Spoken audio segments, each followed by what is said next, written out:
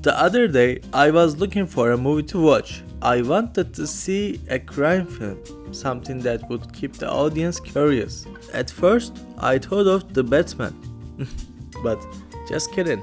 The actual film is David Fincher's classic, Seven. The Batman and Seven really do feel similar, don't they?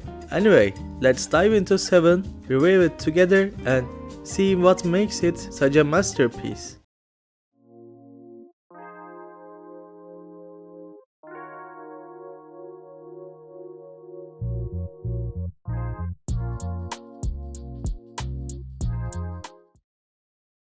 The movie starts with Detective William Somerset, who is about to retire, and his new partner David Mills. Somerset is tired after a long career filled with crime, while Mills is eager and full of energy. Together they investigate a serial killer who murders people based on the 7 deadly sins. The first victim is a man forced to eat himself to death. Somerset and Mills investigate the crime scene and realize that this is not just a random killing, it's sending a message. The murder represents the sin of gluttony. You know, this scene is making me a little uncomfortable. Why? Are you scared of something? No, but I heard this guy sign up for my 600-pound life. And I guess he just couldn't take it anymore. Really? I guess this was his last season then. The second victim is a man who has been left lying in bed for years. This murder represents the sin of sloth. The detectives begin to understand that the killer is punishing people based on their sins. Mills lives with his wife Tracy, who is worried about his work schedule. She wants to spend more time together. Somerset visits the couple, but constant train noise interrupts their conversation. Hi, detective. I'm here to help you get through your bad day at work.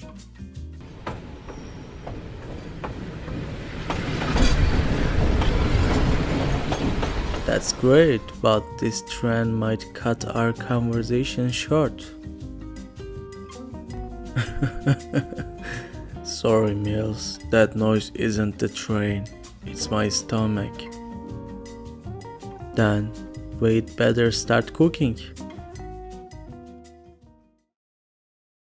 The third victim is a prostitute killed in a horrific way. This murder represents the sin of lust.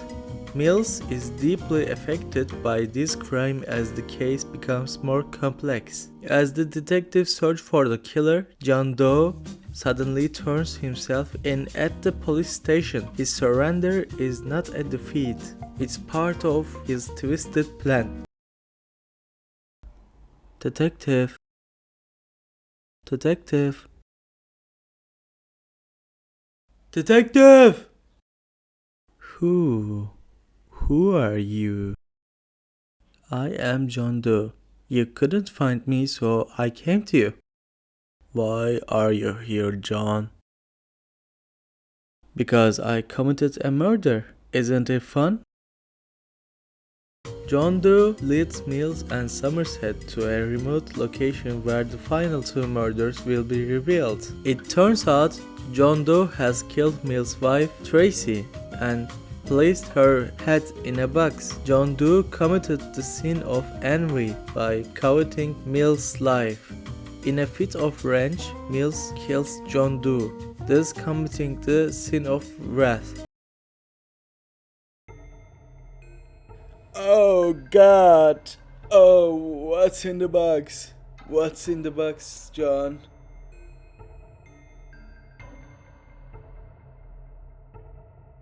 Oh, Mills, do you really wanted to know? Yes, tell me. Don't you already know? Stop dragging this out. Okay, but remember, once you open it, nothing will be the same. What's inside? What's inside? Let's see.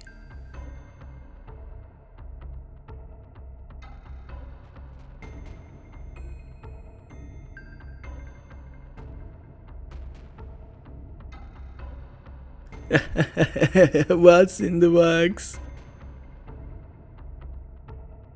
Oh God.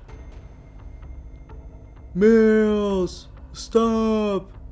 Don't shoot him!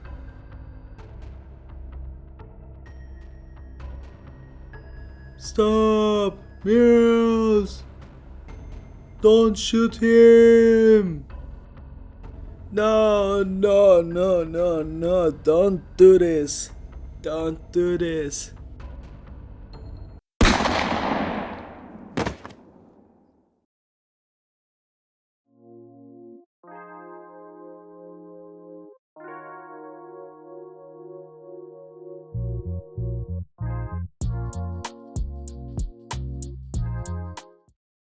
David Fincher doesn't just deliver a crime movie with Seven. He creates a dark, grim, and deeply psychological thriller. The chaotic atmosphere of the city heightens the sense of helplessness throughout the film.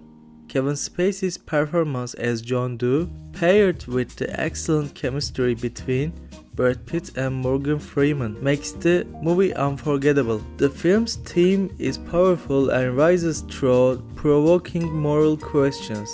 Each murder is meticulously designed, keeping the audience on the edge with a constant sense of suspense. The film's dark and heavy tone may not appeal to everyone.